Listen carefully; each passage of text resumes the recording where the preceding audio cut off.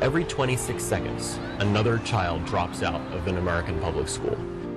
The cost of dropouts to our country in 2 years, the cost of 2 years of high school dropouts exceeds the cost of the most recent federal bailout.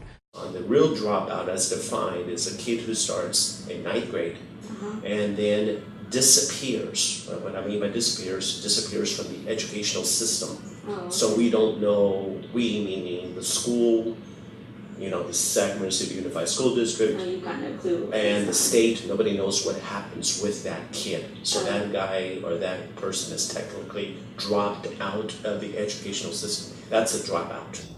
So one of our issues at Kennedy, we recognize, is the freshman year is crucial.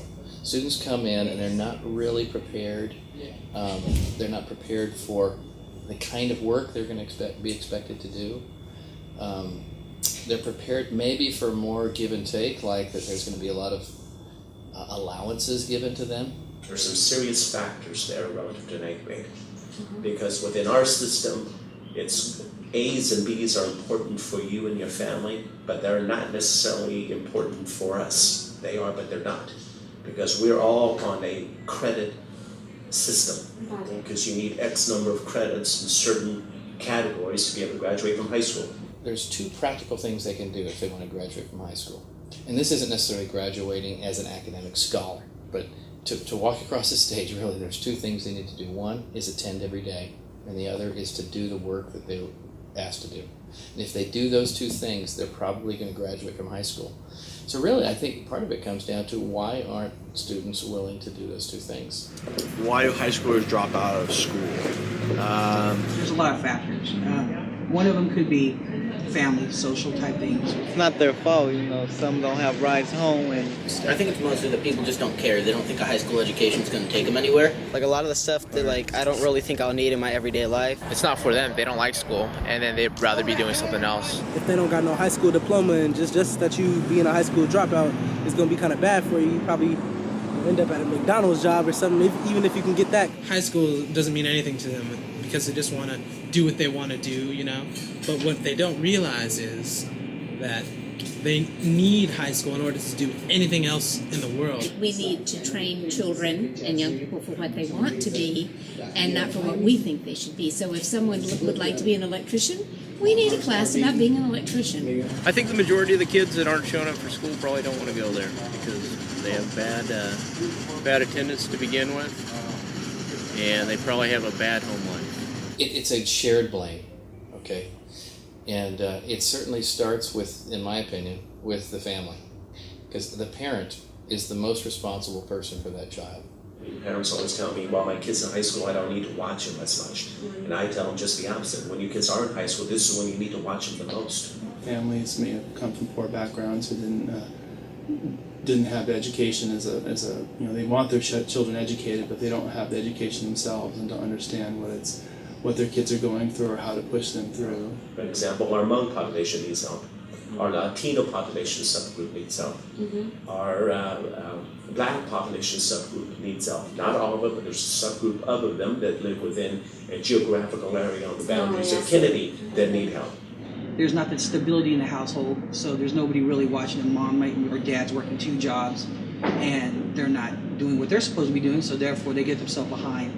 And that could be one, or they feel like some of the Hispanics, the older brothers and stuff, they feel like they have to be almost play the dad, so they go and get a job. Parents who are much more affluent have much more political clout that want the best for the kids and demand for their kids. They will come down here and bang on my door because they want what they think their families and their kids deserve. If there was more money, I think there would be more programs to help the kids, to ensure that the kids are getting the grades that they need and to feel that they have the tools to succeed. Programs where we can get students involved so we can give students personal attention rather than just treating them like a number or part of a class. We have to give them surrogate guidance. So if a student comes from a family and there's a single parent and that parent just isn't able to provide the kind of academic support that student needs, really, then if someone can come alongside them and help them, then it can make all the difference. People think that I'll use the example that when the student reaches high school, that we are going to prepare them for the next level. You can't. Yeah, I don't believe that's so. So in our system, though, kids are socially promoted because at the elementary and the middle school level, there are no end of course exams that they have to meet. You don't have a lot of choice when you're in lower grade levels in middle schools and elementary schools, because you're left with the option of, if you don't socially promote a kid, for example, a 16-year-old kid, you'll have like a 16-year-old kid in middle school. Rather than promote someone socially, they should be put in a program where they can be accelerated to catch up with their peers. That perfect kid, right? If you look statistically, the perfect kid, did well in elementary school, did well in 9th grade. That means they didn't flunk 2 or more classes, was there at least 85% of the time or more, and had a family support system that helped them, telling them that it was really important. There are students, by the way, there's a second group of students that don't graduate that are bored. Too much emphasis is being put on just math and English, and not enough on what really makes a student a good individual.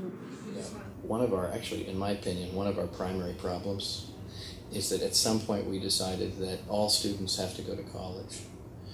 And we forgot that all students aren't the same, and that students have different gifts. Some may be inclined to do something with their hands that's not going to require a 4-year college degree, but we forgot about them. There's some criticism that the No Child Left Behind Act has put too much emphasis on reading and mathematics, and so that children don't have the chance to get into the arts. In the end, it meant that all students need to be functioning at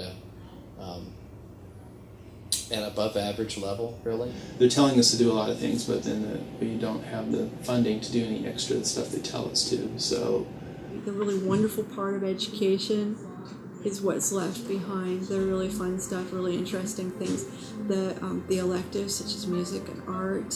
Because at this school, at Kennedy High School, about 30%, actually a hair under 30% of our kids go on to directly to 4-year college. And yet we act like every single one of them's doing that. And so there's a lot of kids that aren't heading that direction, yet we treat them like they are. So I even think our district is starting to recognize that and move in a little different direction. So that we recognize kids' strengths, whoever they are.